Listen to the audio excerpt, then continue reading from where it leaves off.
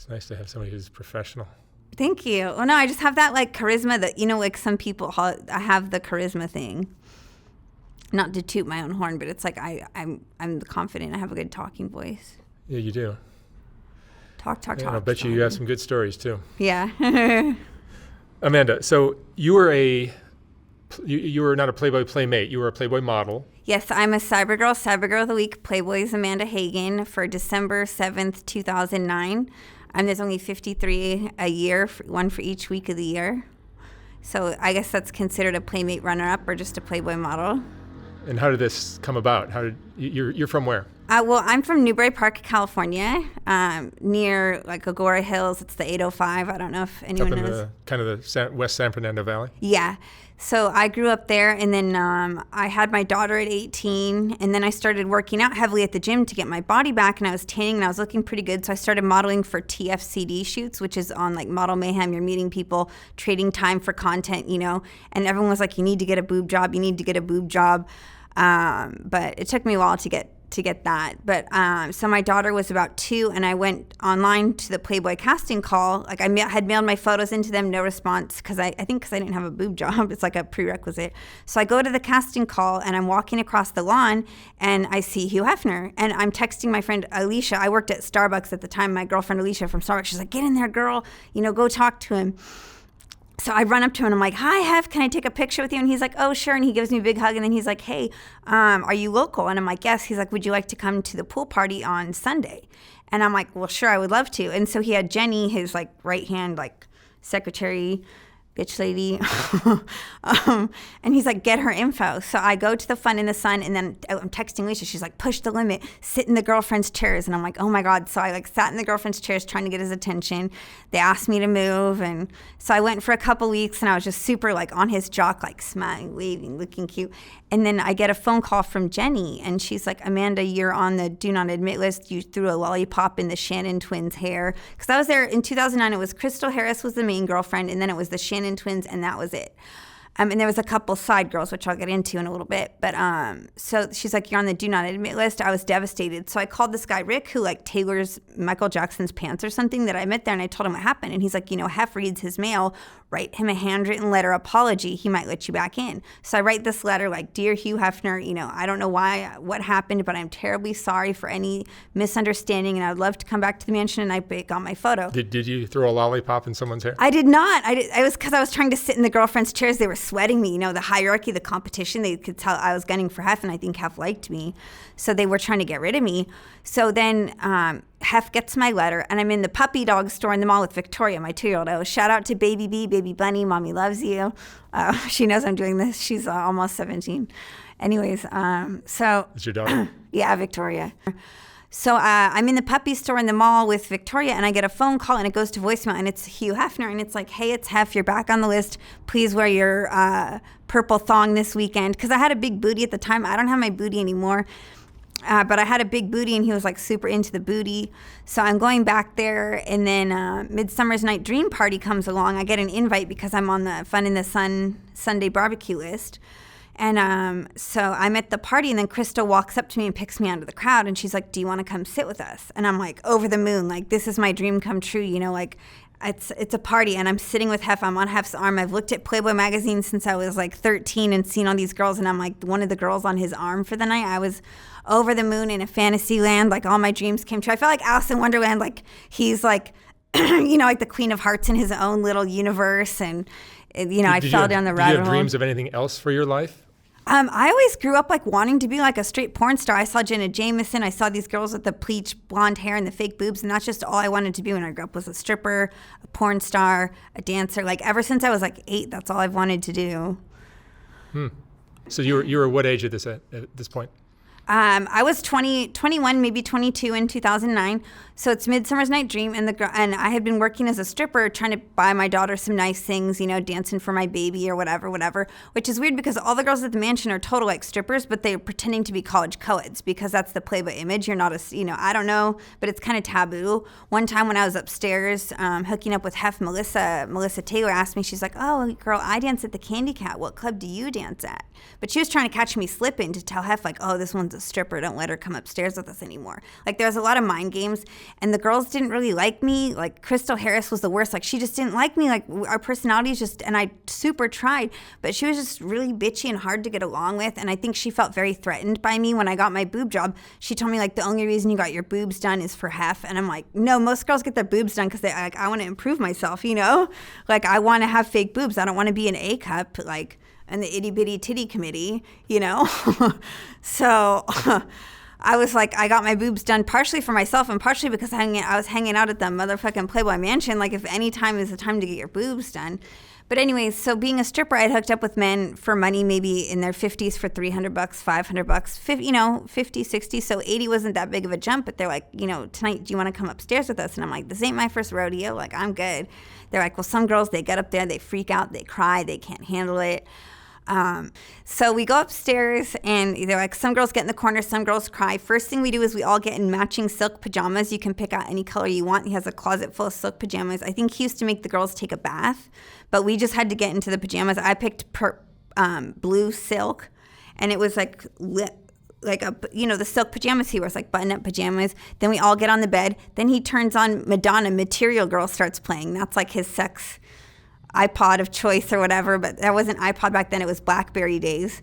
But then 3 projectors of porn, 70s porn, start rolling. He has this monster size Johnson & Johnson baby oil lube, like for show, behind his shelf. And then there's the shelf. There's like a pull-out Tupperware full of sex toys, a lot of Hitachi ones, which I super like, a lot of stuff. I was excited because I'm bisexual. I'm like, these girls are fun. I'm going to be hooking up with some playmates. But no, like, I had no breast implants. Like, I got Hef with like A cups, which I think is pretty cool. Like, he just liked the booty, he liked the face, he liked the personality. I think he just really liked me, and I think the other girls like saw that coming, so they were always very, you know, like, he gave me $100 once. I felt very proud of that. Like, the granddaddy of all sugar daddies gave me $100 for my babysitter. One night he asked me to spend the night in room 5, but I had my 2-year-old, so either my mom had to watch her, and my mom did not really like babysitting my daughter that much, or my friend Matt. My friend Matt from 4th grade would babysit her for $50. What does spending the night in room 5 mean? I'm just getting closer to being a girlfriend, like getting a room, spending the night, spending more days there. But I had my daughter, so it's like I could only pursue like Sundays. I was trying to get on the list. I asked Jenny, I was like, can I get on the list for Thursday and Friday night, which is like Casablanca night, movie night, or I think how many girls would be in his rotation? There was only 4. It was Crystal Harris, his girlfriend, Melissa Taylor, his best friend, this girl Anna Berglund, who was living in the Playboy house, and me. For 6 months, there was only 4 of us. But I was a stripper. I had to dance for my baby. I had my daughter, and he knew about my daughter. I don't know why, in retrospect, I didn't just ask him like, hey, can I bring her to the pool? Can you get a nanny or something? You know, it didn't occur to me. But I feel like if I hadn't had my daughter, that I probably would have moved in. But, you know, I love my daughter more than life itself. She's like the best thing that ever happened to me. I would trade her for Playboy any day of the year.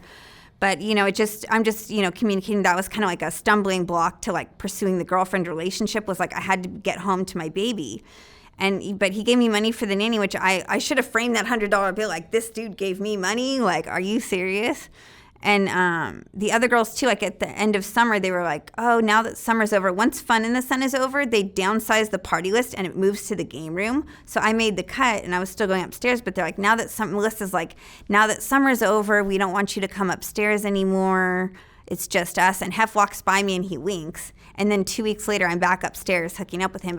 But I had nipple piercings because I thought it made my nipples look more attractive as an A cup, like me, because I have really big nipples. I'm like, maybe it makes them look smaller. But he's like, oh, are you like into pain? And he has a back brace. One funny thing about him too is he pretends like he can't understand stuff because he's all hard of hearing, like, what? Huh?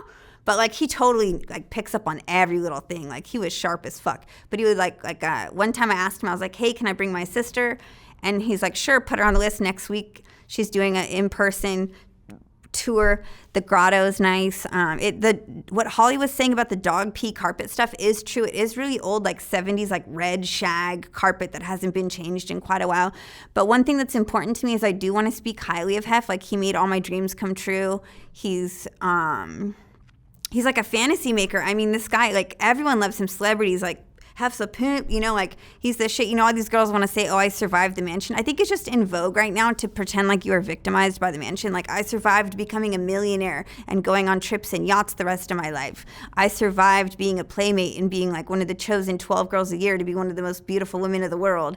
Like this guy is like Marilyn Monroe was like the sweetheart of the month. Like I dated some guy that dated Marilyn frickin' Monroe. He's buried next to her. Like I think it's a lack of gratitude. Like you wouldn't even have a platform to be publishing a book without this motherfucker, you know, and that they all want to talk shit now. You mean Playboy doesn't value what's on the inside? Last time I checked, they're not like the magazine about your insides. Like Playboy, finding quality character. No, it's about looks. Like I don't go to a strip club and complain about being objectified. So I love Hugh Hefner. I have nothing but amazing things to say about him. It almost makes me want to cry. Like it was a fantasy come true. At the Halloween party, I was sitting there. I was one of the girls on his arm. I've been looking at this since I was a little girl. Like this dude made my dreams come true. I think he put the first black musician on TV on Playboy Channel playing the saxophone. He fought for American sexual culture. Like he's done a lot, like politically. Like he's the shit. I love Hef, and I have nothing but good things to say about him. He treated his girls well? He was extremely nice. Like, I never saw him say one mean thing to anyone, like, put on red lipstick, or, like, he's just like, Hef, like, everyone was there willingly. He didn't force me to hook up with him. He wasn't like, come to my house next week or I'll kill you. Like, no. And if one of his girls needed a car, needed help with her something, whatever. Oh, yeah. Well, Anna, one night, she had got some plastic surgery done, so she was missing from the bedroom for a little bit. And I was like, hey, where have you been the last couple weeks hooking up? And she's like, oh, I got some work done. And I'm like, well, how much did that cost? She's like, well, I can't talk about money. But I know if you're a girlfriend, you get like, I think it's $2,000 allowance, a car, but they have all the rules. $2,000 a week? A month. I think that's what it is. I don't know. They get their allowance and everything.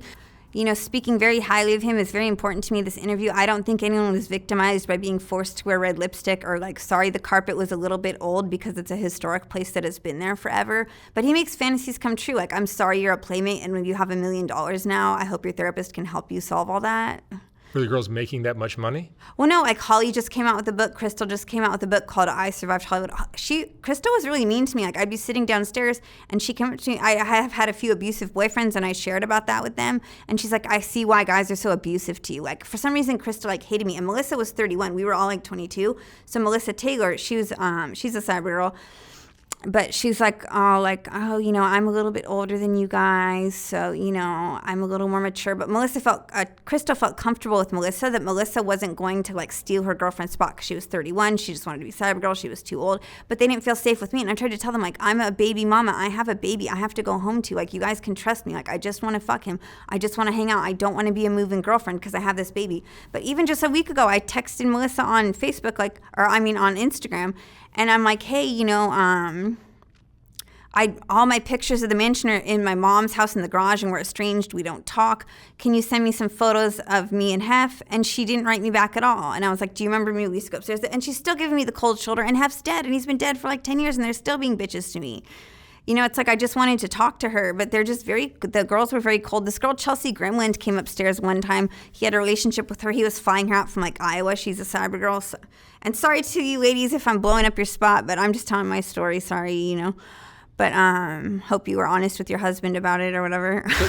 Those type of women get very catty with each other, don't they? Yeah, it's just the cattiness. Like they were always trying to get me out of the bedroom. Like, you don't need to come upstairs anymore. Like, we got it. We just need 3 girls. But Hef wanted me up there. And I think if I hadn't had my daughter, I probably would have just started organically like spending nights there and been a girlfriend, or he would have asked me. But he definitely just